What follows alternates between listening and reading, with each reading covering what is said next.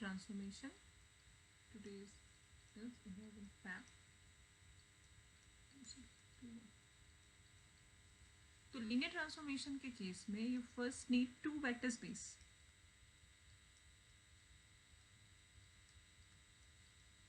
To vector space है तो कितना फील्ड चाहिए? अगर हम u और v दो वेक्टर स्पेस डिफाइन कर रहे हैं तो for two vector space field का रिक्वायरमेंट क्या होगा? एक फील्ड चाहिए, दो फील्ड चाहिए, कितना फील्ड चाहिए? मैम 2 चाहिए दोनों के लिए. लेकिन जब लीनियर ट्रांसफॉर्मेशन डिफाइन करेंगे ना तो you need only one field. इसका मतलब क्या है कि जो दो वेक्टर स्पेस हम ले रहे हैं वो दोनों ही सेम फील्ड में डिफाइन होना चाहिए. मतलब u define over a field f and v define over a field m. आया समझ में? तो yes you have u and v two vector space which is defined over same field. ठीक है? A linear transformation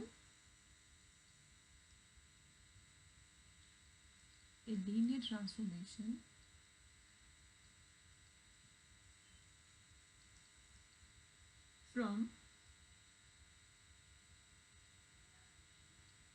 u into v is a function. ये function है. ठीक है? Suppose that function is t, क्योंकि लीनियर ट्रांसफॉर्मेशन बोल रहे हैं. ठीक है? आप यहाँ चेंज भी कर सकते हैं, इसको एडिटिव भी कर सकते हैं. ठीक है?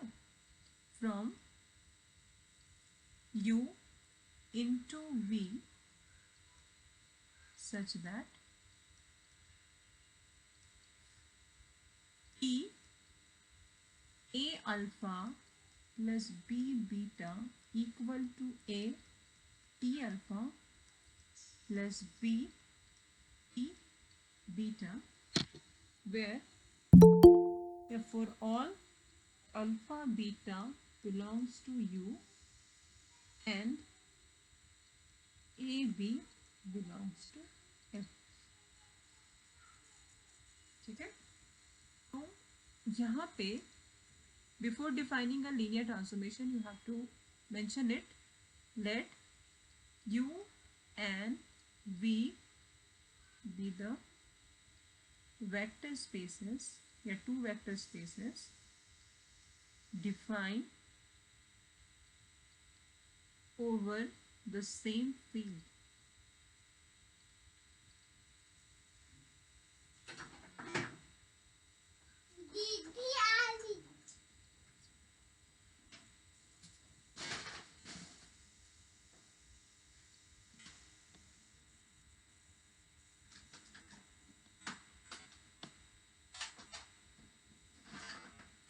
चलो जाओ, यहाँ से जाओ,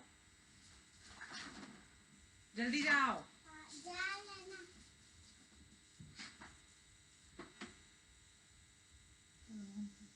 क्या छुपने आया था उसे? बदमाशी कर रहा है चुन्नी में. चलो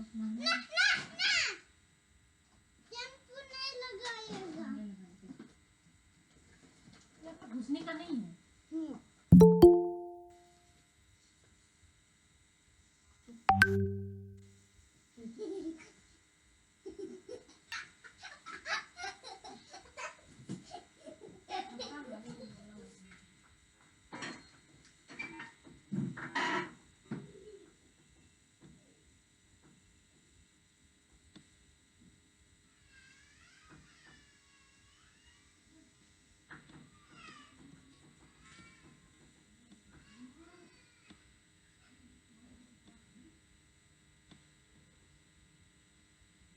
ठीक है? समझ में आया क्या बोले लीनियर ट्रांसफॉर्मेशन के केस में?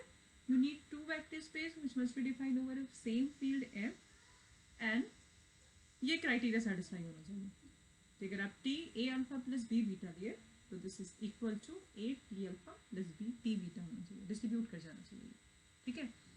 लीनियर ट्रांसफॉर्मेशन इसलिए बोला जा रही है लीनियर टर्म है. आप अगर नहीं समझ में आ रहा अल्फा और बीटा को x से रिप्लेस तो इसको ऐसे भी आप देख सकते हैं ना. This is a x plus b y लिखिए.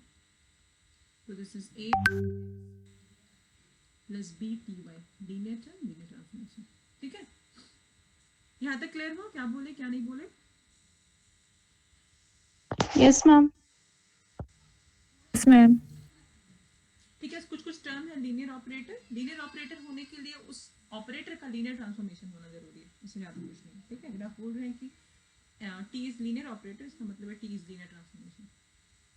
कुछ क्वेश्चन देखते हैं, मतलब कैसे चेक, एग्जाम में क्वेश्चन आता है कि चेक करिए कि पर्टिकुलर ट्रांसफॉर्मेशन लीनियर ट्रांसफॉर्मेशन है या नहीं। ठीक है, जैसे all linear transformation from U to V, ये L U comma V is a collection of all linear transformation from u into v। into का मतलब यहाँ पे into मैपिंग हो रहा है, अगर हम यहाँ पे u onto लेंगे तो onto वाला केस onto वाला केस होगा। ठीक है, into का मतलब है कि दोनों के बीच का जो मैपिंग है दैट मैपिंग इज into।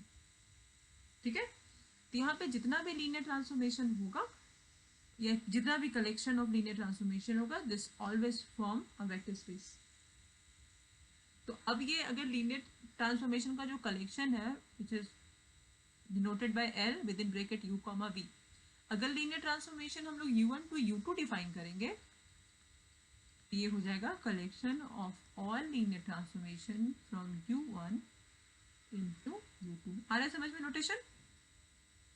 लेकिन अगर ये वेक्टर स्पेस हो रहा है तो आपको तो पहले चाहिए ना वो दो बाइनरी ऑपरेशन क्या है, तो this L U V be a vector space under the following binary operation. Binary operations क्या है? नंबर ए, दो लीनियर ट्रांसफॉर्मेशन को अगर हम ऐड करते हैं, ठीक है, तो this must be equal to t1 alpha t2 beta, sorry t2 alpha, and number 2 ct alpha, this is equal to ct then alpha for all c belongs to f, alpha belongs to u। तो आपको दिखाना है कि this L U V be a vector space. तो vector space के लिए addition और multiplication आपको दिया हुआ है, आपको कुछ क्राइटेरिया सेटिस्फाई कराना, आपको करा लेंगे, हो जाएगा, हाँ या ना? यस मैम, ट्राई करेंगे। ट्राई करेंगे, ये क्वेश्चन सॉल्व किया हुआ है हर बुक में। ठीक है, जैसे एडिटिव आइडेंटिटी अगर चाहिए, एडिटिव आइडेंटिटी अगर चाहिए तो जीरो ट्रांसफॉर्मेशन क्या हो जाएगा, एडिटिव आइडेंटिटी। फिर अगर t1 के करस्पॉन्डिंगली आप लोग को एडिटिव इनवर्स चाहिए तो माइनस t1 एडिटिव इनवर्स होगा। अब ये एसोसिएटिव है, कम्यूटेटिव भी ये होगा। ठीक है, बाकी सब चीज देख लीजिएगा। और ये स्केलर मल्टीप्लिकेशन है तो स्केलर मल्टीप्लिकेशन का जो मल्टीप्लिकेशन वाला जो पार्ट है उसमें जो दो तीन क्राइटेरिया है वो उसमें सेटिस्फाई होगा। ठीक है, करके देखिएगा, सॉल्व भी किया हुआ है, अगर नहीं समझ में आता है तो बताइएगा। ठीक है, आता है कभी कभी ये क्वेश्चन, थोड़ा लंबा होगा, ठीक है, क्योंकि अलग अलग पॉइंट दिखाना है। ठीक है, लेकिन टफ नहीं है, ये इजी है, थोड़ा लंबा है। तो आप लोग क्या प्रेफर करते हैं, इजी क्वेश्चन थोड़ा लंबा चलेगा या टफ क्वेश्चन छोटा चलता है? इजी क्वेश्चन थोड़ा लंबा चलेगा। चलेगा ना, हाँ, तो ये वही ये में कैटेगरी में इजी है, तो ये थोड़ा लंबा कि क्वेश्चन तो हम नहीं कलेक्ट करके रखे हैं लीनियर ट्रांसफॉर्मेशन ऐसे। चलिए एक तो क्वेश्चन बनाते हैं।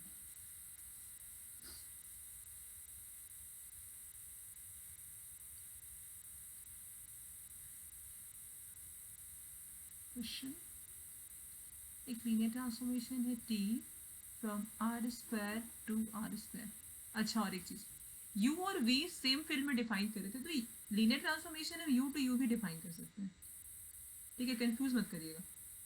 ठीक है, सेम वेक्टर स्पेस में भी लीनियर ट्रांसफॉर्मेशन डिफाइन हो सकता है। क्लियर है? तो हम यहाँ पे डिफाइन कर रहे हैं r स्क्वायर से r स्क्वायर। क्लियर है ना यहाँ पे? Yes ma'am. And t x comma y equal to x plus y comma 0. Show that T is a linear transformation. Question समझ में आया?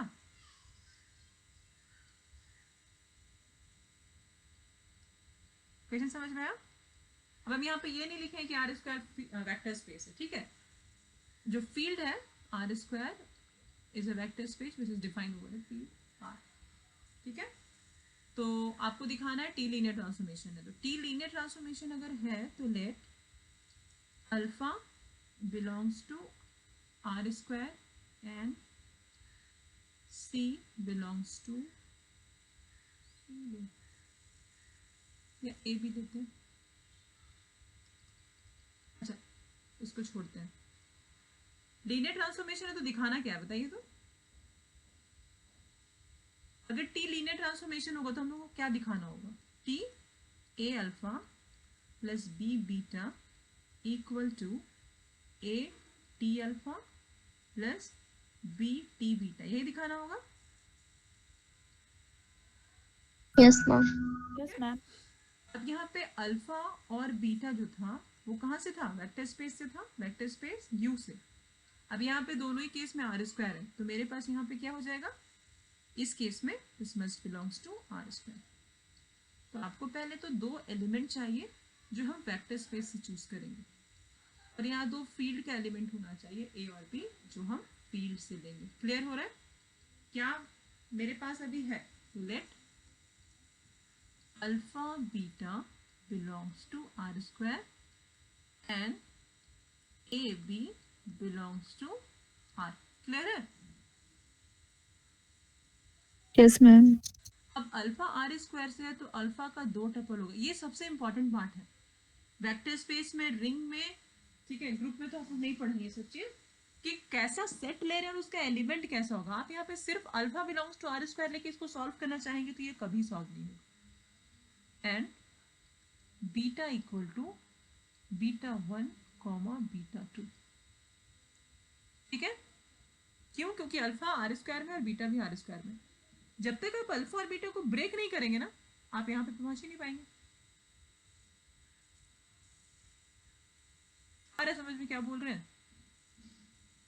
Yes ma'am. ठीक है? Now T A alpha plus B beta, this is equal to T A alpha का मतलब है alpha 1 alpha 2, B beta का मतलब है beta 1 beta 2, this is equal to T A alpha 1 B beta 1 comma A alpha 2 B beta 2। आया समझ में? Coordinate wise add कर दिया, ये पार्ट और ये पार्ट ऐड हुआ और ये पार्ट और ये पार्ट ऐड हुआ। क्लियर हुआ? Yes ma'am. अब प्रोसेस सही है। अब इसके बाद हम ये डेफिनेशन यूज कर सकते हैं। अगर आप यहाँ पे ये लिखे रहते हैं ना, उसके बाद ये यूज ही नहीं कर सकते आप। क्यों? क्योंकि यहाँ पे आपके पास दो टपल है। अगर आप सिर्फ ये लिख रहे हैं ये, तो यहाँ पे आपके पास दो टपल है ही नहीं, आपके पास तो बस एक एलिमेंट है ए अल्फा प्लस बी बीटा, तो आप इसको कैसे ब्रेक करेंगे? तो अल्फा और बीटा का वैल्यू पुट किए, अब क्या हो गया? This is first tuple and this is second tuple. अब क्या करेंगे? ये वाला फॉर्मूला यूज करेंगे, या ये ट्रांसफॉर्मेशन या जो फंक्शन का डेफिनेशन है। तो now this is equal to, T हट जाएगा, क्या है? फर्स्ट और सेकंड टपल ऐड हो जा रहा है, मतलब ये हो जाएगा a alpha 1 B beta 1 plus a alpha 2 plus B beta 2 comma second tuple 0। 0। ये हम लिखते हैं इक्वेशन नंबर 1। अब क्या है? T A alpha plus B beta हम सॉल्व कर लिए। अब हम ये पार्ट सॉल्व करते हैं और ये पार्ट सॉल्व करते हैं, दोनों को ऐड करते हैं और देखते हैं वो इक्वेशन नंबर 1 के इक्वल है या नहीं। ठीक है? Now A T alpha plus B T beta, मतलब एलएचएस भी लेके चल रहे हैं और आरएचएस भी लेके चल रहे हैं, दोनों को सॉल्व कर रहे हैं and ultimately we are going to show that both are equal. ठीक है? This is A T alpha का मतलब अल्फा 1 अल्फा 2, बी बीटा का मतलब बीटा 1 बीटा 2, ए अल्फा 1 अल्फा 2 का मतलब दोनों का सम कॉमा 0, बी दोनों का सम comma 0. This is a alpha 1 plus a alpha 2 comma 0. a 0 से मल्टीप्लाई होगा तो भी 0 हो जाएगा. This is b beta 1 b beta 2 comma 0. Coordinate wise add कर दीजिए डबल वाइज. तो a alpha 1 plus a alpha 2 लिखिए या b beta 1 है, कोई फर्क नहीं पड़ता. ठीक है, सेट कर दे रहे हैं साथ.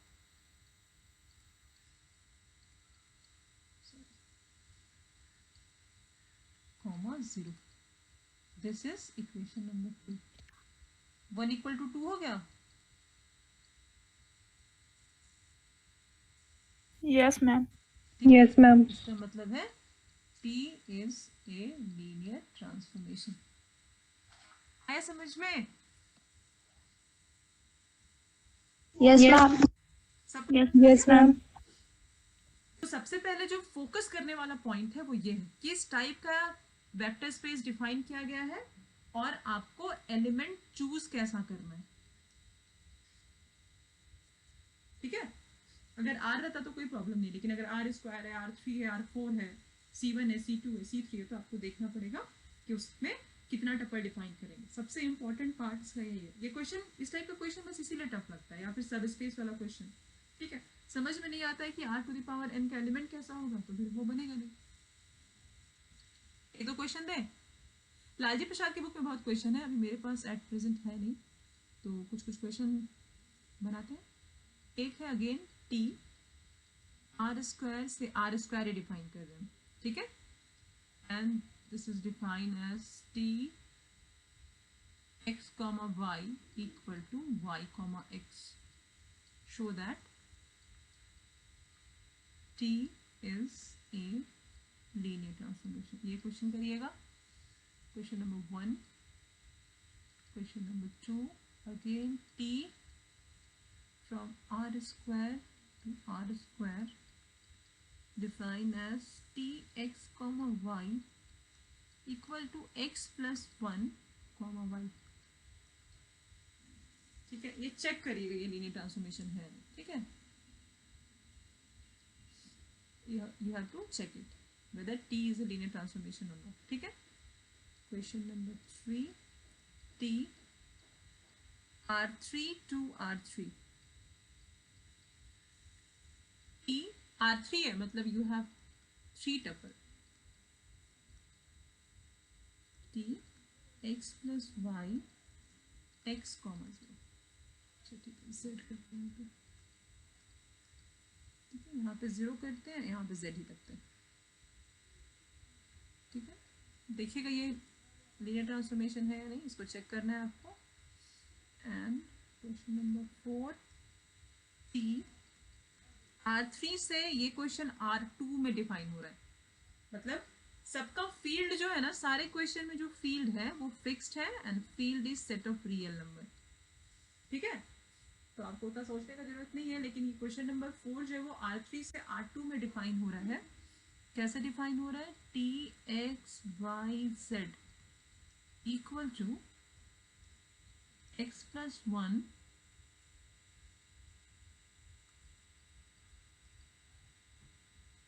x plus z comma y comma z. ये सही है क्या, बताइए तो डेफिनेशन. कि x y z equal to x plus z y z, ये सही लिखा हुआ है? No, ma'am. No, ma'am. No, ma'am. यहाँ पे 3 टपल हो ही नहीं सकता है. क्यों? क्योंकि यहाँ पे आर ठीक है 2 टपल मतलब हमको कुछ ना कुछ हटाना ही पड़ेगा, 1 टपल. ठीक है, तो हटाते हैं, इतना ही रखते हैं. आप चेक करिएगा ये लीनियर ट्रांसफॉर्मेशन है या नहीं, इसको चेक करिए. 4 क्वेश्चन. ये 4 मैम क्वेश्चन नंबर 3 में t x y z equals to t x plus y 0 z होगा मैम. 0 जेड होगा. हाँ, क्यों नहीं होगा? मतलब सब में टी नहीं दिए हैं, उधर उसमें दिए हैं. तो क्या फिर से बोले 3 दिए हैं मतलब? टी एक्स वाई जेड का Sorry, डिफाइन sorry. मतलब अच्छा हाँ, Yes, ma'am. यहाँ टी नहीं होगा. ठीक है, by mistake. Thank you. This is equal to x plus y 0